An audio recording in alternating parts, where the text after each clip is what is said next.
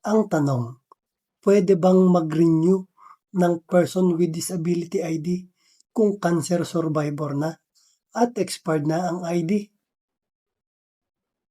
Ang sagot, depende kung may permanent functional limitation pa.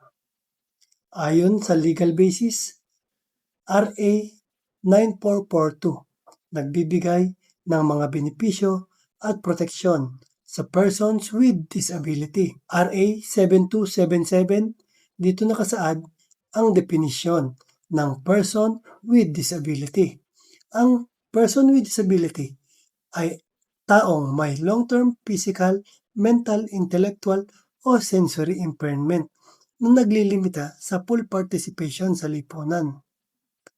National Council on Disability Affairs o NCDA guidelines, kailangan may permanent functional limitation o long-term disability. Ibig sabihin ba kapag cancer survivor, automatic person with disability pa rin? Hindi automatic. Kung ang cancer ay may ongoing treatment tulad ng chemotherapy, radiation, at maintenance, may permanent effects, halimbawa, mobility limitation, organ damage, chronic fatigue, dialysis, at iba pa. May malinaw na nakasaad sa medical certificate na with permanent functional limitation. Pwede pang mag-renew. Pero kung cancer-free na, wala ng functional limitation, fully recovered at nakabalik na sa normal na physical function, posibleng hindi na qualified sa renewal. Ano ang dapat gawin? Step 1, magpa-evaluate ulit sa doktor. Humingi ng updated medical certificate na malinaw na nakasaad. Diagnosis, current condition, kung may permanent functional limitation, at kung ongoing ang treatment. Step 2, mag-apply ng renewal sa inyong PDAO, Persons with Disability Affairs Office, si LGU. Dalhin ang expired Person with Disability ID, updated medical certificate, valid ID, at iba pang requirements ng LGU.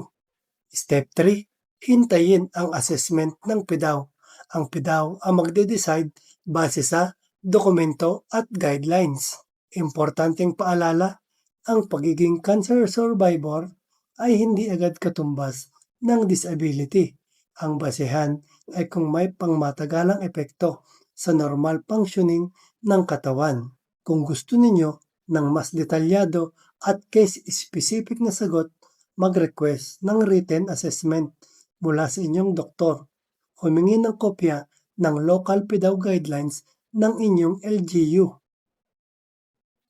Kung may denial at naniniwala kayong qualified kayo, maaari kayong magsumite ng written appeal sa PDAO o sa inyong city or municipal social welfare office. Legal disclaimer, ang sagot na ito ay base sa kasalukuyang umiiral na batas at general guidelines sa Pilipinas.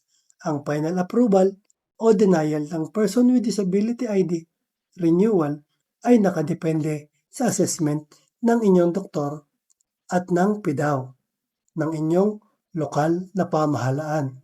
Para sa kumpletong legal advice, mas mabuting kumonsulta sa inyong LGU o isang abogado na may kaalaman sa disability law.